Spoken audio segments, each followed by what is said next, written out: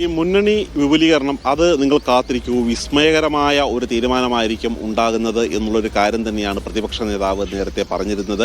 ഇപ്പോൾ ആ വിസ്മയം എന്താണ് എന്നുള്ളൊരു ചോദ്യമായിരുന്നു നേരത്തെ ഉയർത്തിക്കേട്ടത്. കാര്യം നേരത്തെ മീഡിയ കൊണ്ടോട് സംസാരിച്ചപ്പോൾ തന്നെ ജോസ് കെ മാണിയെ തിരികെ കൊണ്ടുവരുന്ന കാര്യം സണ്ണി ജോസഫ് താല്പര്യം പ്രകടിപ്പിച്ചിരുന്നു.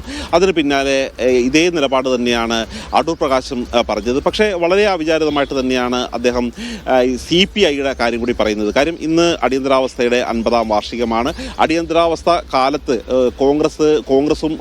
കോൺഗ്രസും CPIയും ഒരുമിച്ച് ഒരു മുന്നണിയായിട്ട് തന്നെയായിരുന്നു ഭരിച്ചിരുന്നത്. അച്യുതൻ മേനോൻ മുഖ്യമന്ത്രിയായിരിക്കുകയും കെ കരുണാകരൻ ആഭ്യന്തരമന്ത്രിയായിരിക്കുകയും ചെയ്തിരുന്ന ഒരു നാളുകളെ ഓർമ്മിപ്പിച്ചുകൊണ്ടാണ് ഈ CPI മുന്നണിയിലേക്ക് വരണം എന്നുള്ളൊരു കാര്യം പറയുന്നത്. ഏതായാലും CPI ഇതിനോട് ഒരു അനുകൂലമായി തൽക്കാലം പെട്ടെന്ന് പ്രതികരിക്കും എന്നുള്ള ഒരു കരുതൽ, ഒരു വിചാരം അടൂർ പ്രകാശിന് തന്നെ ഉണ്ടെന്ന് തോന്നുന്നില്ല. പക്ഷേ എങ്കിലും ഒരു മുന്നണി വിപുലീകരണം, ഒരു ചർച്ച ഈ PV അൻവർ വിഷയത്തിൽ നിന്ന് മാറ്റുകയും മുന്നണി വിപുലീകരണം കോൺഗ്രസിലേക്കും UDFിലേക്കും കൂടുതൽ ചർച്ച എത്തിക്കുക എന്നുള്ള ഒരു ശ്രമത്തിൻ്റെ ഭാഗമായിട്ട് കൂടി തന്നെയാണ് ഇത്തരത്തിലുള്ള ഒരു വെടി പൊട്ടിച്ചിരിക്കുന്നത് എന്ന് വേണം നമുക്ക് മനസ്സിലാക്കാൻ.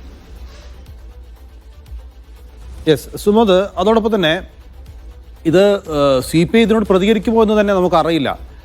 ഇങ്ങനെയൊരു സാധ്യതയെക്കുറിച്ച് ഇവർ ആലോചിക്കുന്നത് എന്തുകൊണ്ടാണ്? പ്രത്യേകിച്ചും മൂന്നാം പിണറായി സർക്കാർ അധികാരത്തിൽ വരും എന്ന് പറഞ്ഞുകൊണ്ടേയിരിക്കുന്ന സന്ദർഭത്തിൽ CPIയിൽ നിന്ന് തിരിച്ച് ഇങ്ങോട്ട് UDFിലേക്ക് വരാനുള്ള ഒരു ആലോചനയ്ക്ക് ഉണ്ടാകാനുള്ള സാധ്യത എത്രത്തോളമാണ്?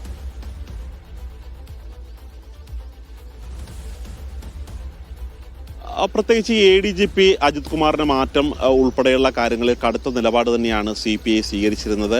മാത്രമല്ല ഈ സർക്കാരിൻ്റെ പല നിലപാടുകളോടും വലിയ തരത്തിലുള്ള ഒരു യുദ്ധപ്രഖ്യാപനം തന്നെയാണ് മുന്നണിക്കുള്ളിൽ CPI നടത്തിക്കൊണ്ടിരുന്നത്. ഈ പിണറായി വിജയൻ്റെ സർക്കാർ, മൂന്നാം സർക്കാർ എന്ന ലക്ഷ്യമിട്ട് പോകുമ്പോൾ തന്നെ CPIയെ ഒരു ഭാഗത്തേക്ക് ഒതുക്കുന്നു എന്നുള്ള കാര്യം ഇപ്പോൾ പല ചർച്ചകളിലായി ജില്ലാ സമ്മേളനങ്ങളായി CPIയിൽ തന്നെ ഉയർന്നു കേട്ടതാണ്. മാത്രമല്ല CPIയിൽ തന്നെ ബിനോയ് വിശ്വത്തിനെതിരായിട്ടുള്ള ഒരു നിലപാടുകളുണ്ട്.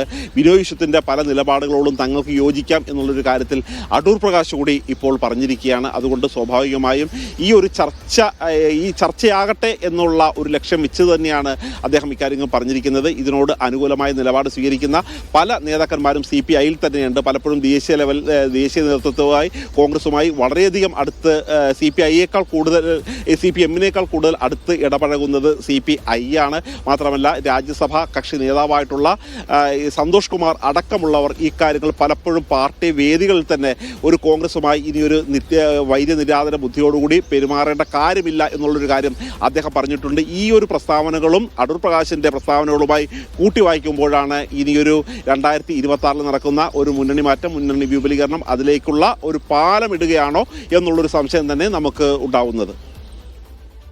യെസ്, CPI വിസ്മയമാകുമോ എന്നാണ് ഇനി കാണേണ്ടത്. CPIയെ UDFിലേക്ക് ക്ഷണിച്ചിരിക്കുകയാണ് UDF കൺവീനർ അടൂർ പ്രകാശ്. ഇപ്പോൾ